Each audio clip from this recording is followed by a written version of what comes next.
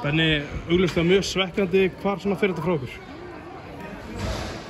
Náttúrulega fer endilega frá okkur í lokin en við fannst við erum að byrja vel og stýra leiknum og við erum svona að spila okkar leik svo þegar hafarið þarna með Sadio fer í gang og fær villu þarna þegar einhver leikmaður dettur og svo tækni vill í kjölfarið. Þú veist, þá taka þeir eitthvað gott áhlaup og koma sér í bílstjórasæti sem við vorum síðan í askoti lengi. En svo komum við okkur allavega í þá stöðu að geta tekið sigurinn en við bara tókum ekki sénsana og þeir unnu bara verðskulda og flotta sigur. Þessi þriðja villa á Sadio getur svo komið fyrir, það getur allt gerst. Þessi tækni villa var hún óþarfi? Það finnst mér. Ég var fyrir óbóðslegum vonbrigðum að hann skildi fá tæknivillu, vera hlaupandi út af. Þegar við erum að fara að skipta honum út af og jú, baðar eitthvað út höndunum. En skoðaðu restina af leiknum, skoðaðu aðra leiki. Þú veist, ég bara skildi þetta ekki og sérstaklega frá þeim dómara sem að tæknivillan kom frá. Ég átti ekki vona á þessu að þú veist að hann var að leita einhverju svona eða þannig að en þú veist, við hefum nóga mönnum til að taka við en þetta náttúrulega var þess að Sadio náttúrulega væri aldrei í takti eða með í þessum leik eftir þetta. En það var bara aðra að stígu upp. Talar góða byrjun. Sigtryggur Arnar, 15 stig í fyrsta leikluta. Þú lætur hann að sitja í 4 mínútur í öðru leikluta. Var það of langur tími? Nei, þú veist, hann náttúrulega spilar eins og veit ekki hvað til þess að byrja með.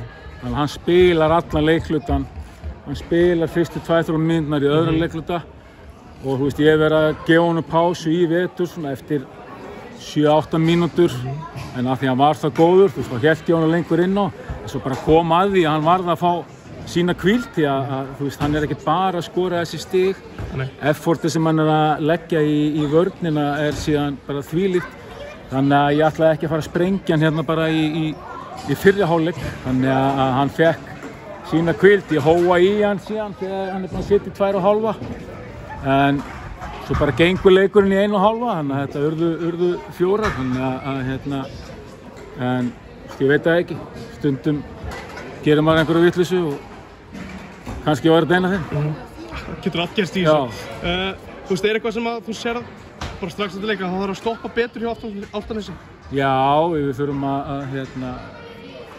hafa meiri heimil á Justin James til dæmis og hann var bara frábær í dag og spilaði eins og NBA kaninn sem hann og við þurfum að stíga betur út og svona og Keki var að fá einhver sóknar frá Gust og aðeins að bara fínpússa svona hluti eins og Big Roll vörn og svona sem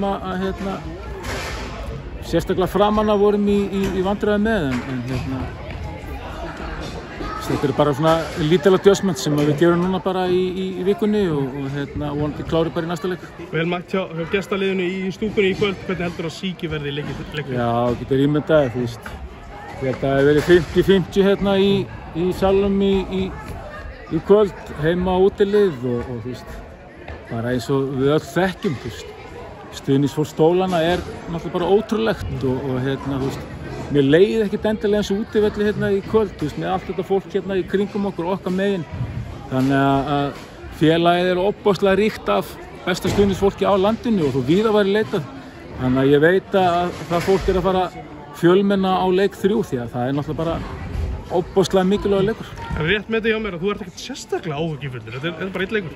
Ég alltaf áhyggjufullur fyrir hvern einasta leik og þú veist, það svo lítið út að bregða, þú veist, það þarf bara að detta á móti þér, þú veist, í einum tíma leikjum og þú veist, það kannski bara serían, sko. Þannig að þú veist, þessna maður lifa sig inn í, þú veist, hvert einasta varnarleik, hvert einasta sóknarleik, þetta skiptir allt máli, hvert einasta dóm, þú veist, þó að fara kannski í taugarnar á einhverjum, þú veist, það bara að skiptir allt máli og svo lítið sem skilur á milli þegar komið í úrslitakeppnina og þetta eru 50-50 leikir, þannig að þú þarft að hafa heppni líka og það er alltaf að smella, þannig að jú, ég alveg áhyggjufullur, sko.